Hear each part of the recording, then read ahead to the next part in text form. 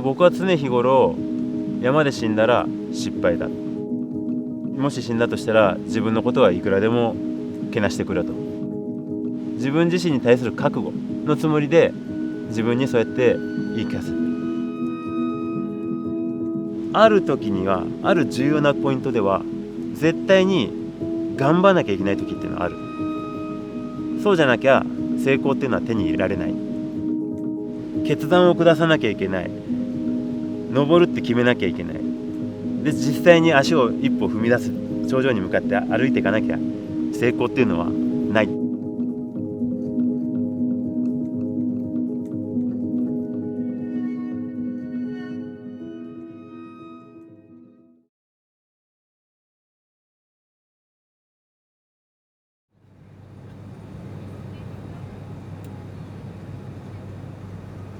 僕は23歳ぐらいから本当に毎年のように世界中いろんな場所に遠征しに行って、最近ここ数年はどちらかというと人が入ってるようなところに通ってて、なんかそれを続けてるうちに、なんか本当に誰もいない、誰も知らない、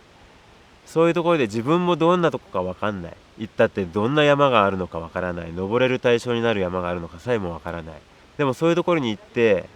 山を探して壁を見つけて、その原点に立ち返るような遠征がしたいなというふうに思うようになったんだよね。でそういうタイミングで知り合いから見せてもらった一枚の写真があって、もう完全にそれに引きつけられちゃったんだよね。ジャンボさんに最初会ったのは、僕が入った会社にもともといて、自然に一緒にクライミング行くようになって、翌年かな、春に一緒にアラスカ行ったのかな。ジャンボさんはクライミングに関しては本当常に目標とかやりたいことがあって、それに向かってこう自分の欲求に忠実に突き進んでいくっていう感じかな。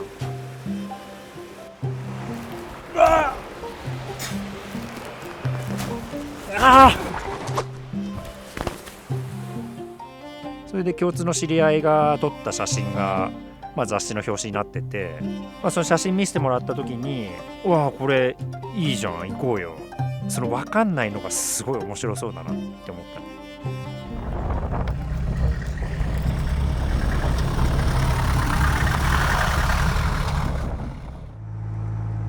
た。9月に日本を出てパキスタン着いて、結構3日目ぐらいには谷に入れると。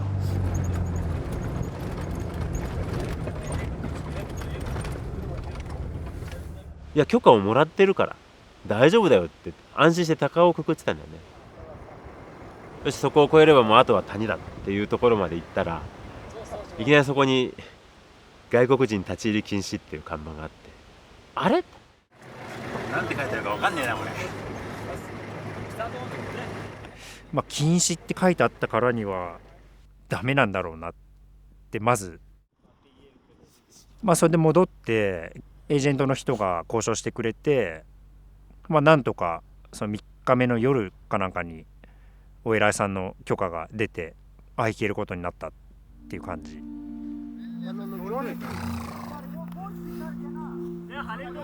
当初予定してたよりも車道は奥まで続いてたし、でそこからベースキャンプまでも本当に真っ平らな河原を1時間歩くだけで、ベースキャンプはすごい綺麗な森の中で小川が流れてって、周りには 6000 メートル級の山が、雪を抱いた山がいっぱいあって、すごい綺麗な場所だったね。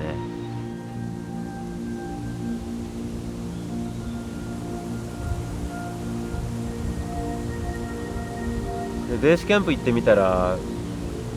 すごい山奥だと思ってたら周りには結構住民がいて、で彼らといろいろ話をしたり仲良くなったんだけども、で彼らと話していたら、僕たちが狙っていた山がボフパリットっていう名前だということが分かったんだよね。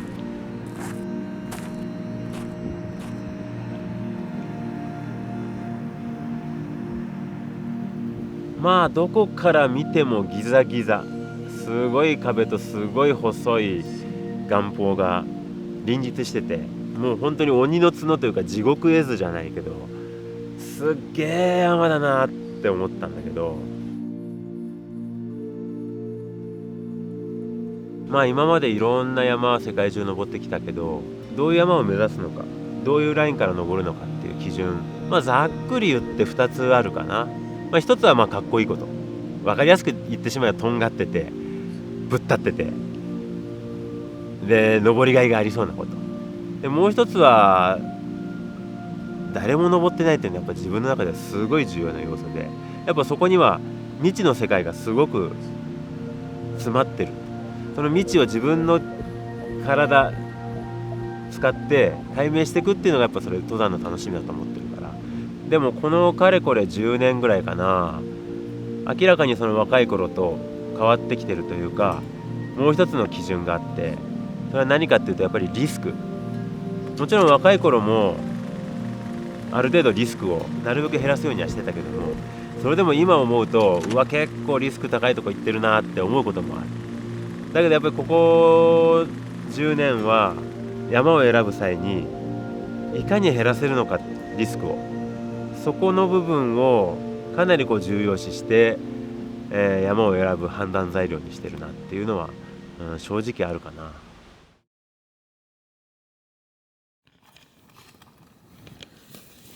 ゴーアップ、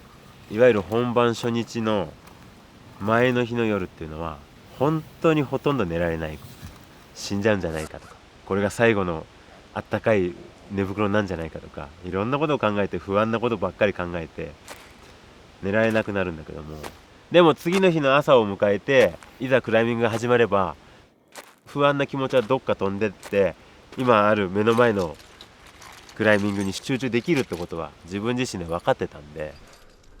出かける時にはよし登るぞっていう臨戦態勢。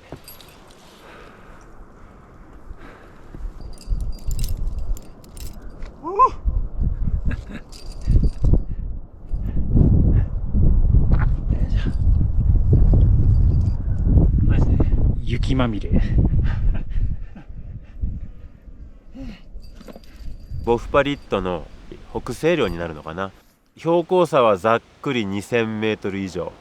途中大きな3つの岩壁があって、それがそのまま核心部になるかなという感じだっ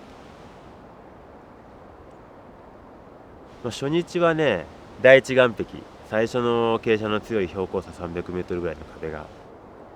遠くから見てたらそれなりにラインっていうのは見えてんだけど、実際にその岩壁に入ってしまうと自分がどの辺にいるのかっていうのは全く想像つかないんだよ。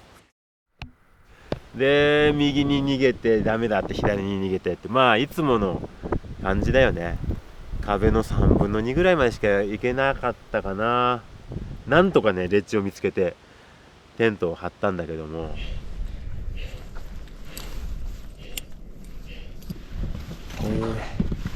ただいま9時です。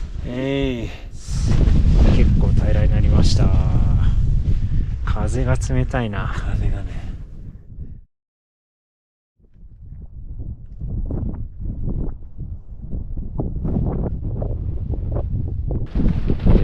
寒いです。イエイ、行くぞ今から。素手でいけんのかこれ。2日目の朝はもうとにかく寒くて、本当にこれいけんのかって感じだったんだけど、ネーリングをしながら少しずつ越えてって、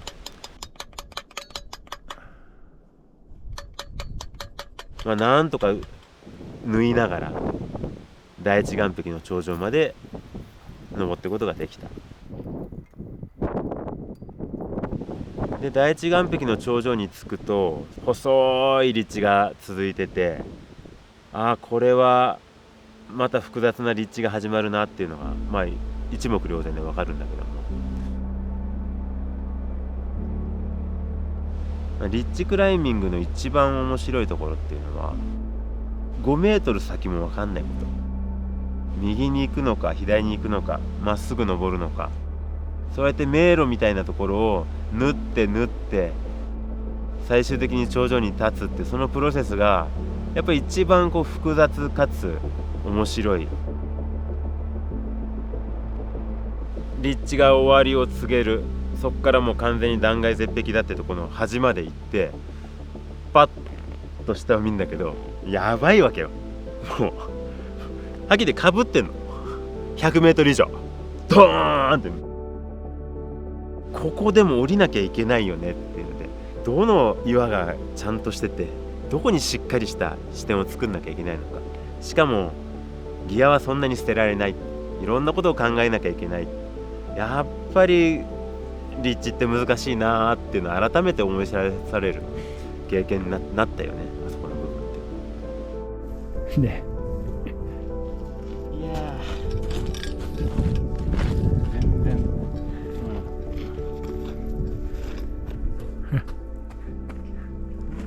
明日はこれ登ります。すごい傾斜です。で3日目の朝、壁の取り付きに着いた瞬間に雪がざんざか降り始めて、やべえなって。取り付きで元気と準備をしながら、元気が言うんだよね。ジャムさん、これ一回テント戻って天気良くなるまで待機しませんか。確かに登るには理想的なコンディションじゃないのは事実だけど、今ここは登っておかないと当然頂上にはたどり着けない。それがあるから登るんだよね。でアルパインっていうのはどうなってるんだろうって期待、最高だぜっていう高揚感、本当にこのまま行って大丈夫なんだろうか、降りられるんだろうかっていう不安、それと苦しいな、疲れたなっていう気持ち、いろんなものが本当に悩みまぜになってて、まあいろんなポジティブな気持ちがあればネガティブな気持ちもあって、そのどちらもこうやって上下してるんだよね、常に心の中で。である時を境にこのネガティブな気持ちが上に行ってしまって、それがもう戻んないんであればダメだ、降りようかっていう判断をすることになるんだけども、その中でどこで引くのか、まだいけるのかっていう判断をずっとし続けるゲームなんだなと。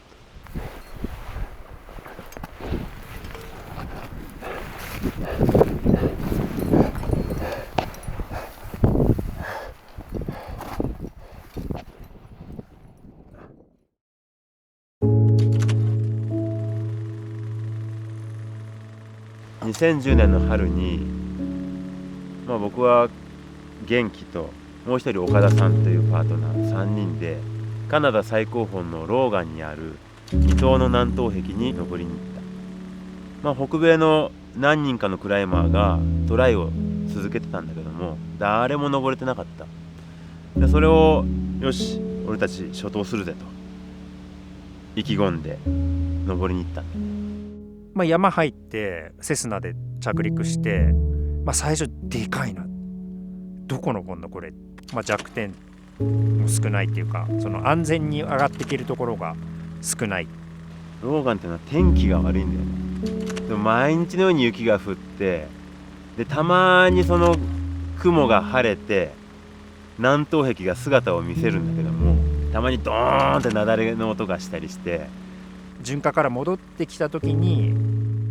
この山俺生きて帰れないかもって思ったんだよね。それで正直に自分の気持ちを2人に伝えて、俺はちょっと行かない、2人で行くなら行ってきてくれっていう感じかな。彼が下した判断、行かないという判断に関して僕はもうそれ以上何も思わなかったし、彼も僕たちが行くって判断したことに関してはもう何も言わなかったし、そういう話はもうしなかった。でかすぎて飲まれたってのもあって、俺このまま山やめるんだなってちょっと思ってたんだよね。2人が登頂してで無事に降りてきた。5日目の夜、本当に12時回ってたかな、ベースキャンプ戻って、で久しぶりに元気と再会して、もちろん生きて帰ってきたこと、そして頂上に立ったこと、壁を登ったこと、喜び合って、帰ってきたって思った。よかったって思って、驚きとかすごいなとか、俺も行けばよかったなってのはなかったね。もうほんと一番大きかったのはやっぱよかったなちゃんと帰ってきてって思った。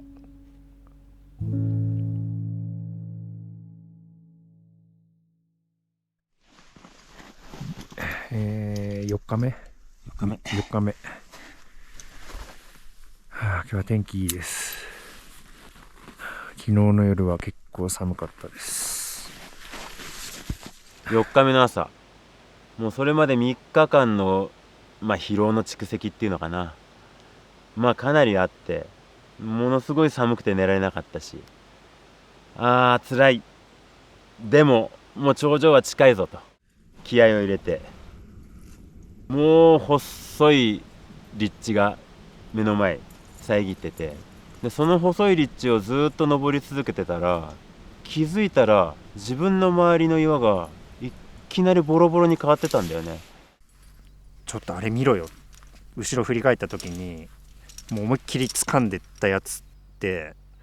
ボコンって抜けそうな形状なんだよね。でそういうのがもうずっと続いてて、立地上はなんか積み木みたいなんでひときわでかいのにかけました。もう見てください、これ積み木、ひたすら積み木。今これ俺が抱えてる岩がそのままボコってもげたら一体どうなっちゃうんだろうっていう、急に不安に襲われた。目の前のヘッドウォールをどこが弱点かなっていうのをずっと探し続けたんだけど、結局見つけられなかった。で同じようなボロッボロの岩で構成された立地がまだあと何百メートルも続いてて、これ同じリスクずっと続けてらんないな、これ下手すら死ぬぞって思っちゃったんだよね。でそれを思った瞬間に、俺今帰るタイミングだ、帰んなきゃいけないと思ったんだよね。帰ります。気をつけて帰りたいと思います。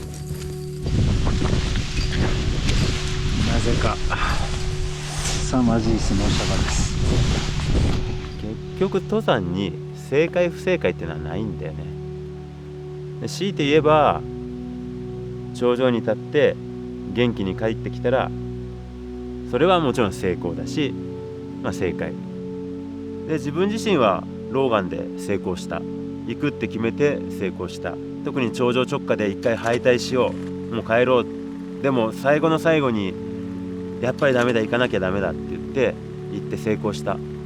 その経験っていうのはやっぱりある時には、ある重要なポイントでは絶対に頑張らなきゃいけない時っていうのはある。どっちが正しいかってこともはっきり言って分かんないわけだよ。もしそれで事故が起きてたとしたら、行かないの方が正しかったって言いやすいかもしれないけど、それでさえどっちが正しいかって言えないと思うんだよね。でどっちの判断も大事。でもそれぞれ考えて下した決断だっていうことがやっぱり重要なんじゃないかなっていう気がすごくする。自分で判断したことだから、行かなかったことに対する後悔っていうのは、ない。ローガンから15年か経ってて、自分たちとその山の距離感っていうのがより分かってる。ベスト尽くしてここまで来たし、後悔はなかったね。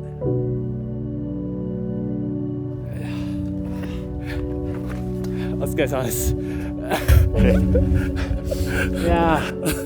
寒そう。生きてます僕は生きてます。よかった。最高だったよ。敗退したけど、ド敗退したけど最高だったよ。さっきも元気とずっと話してた。充実のすごい4日間。すごいよ。なんか登れなかったけどこんなに清々しいのは初めてかもしれない。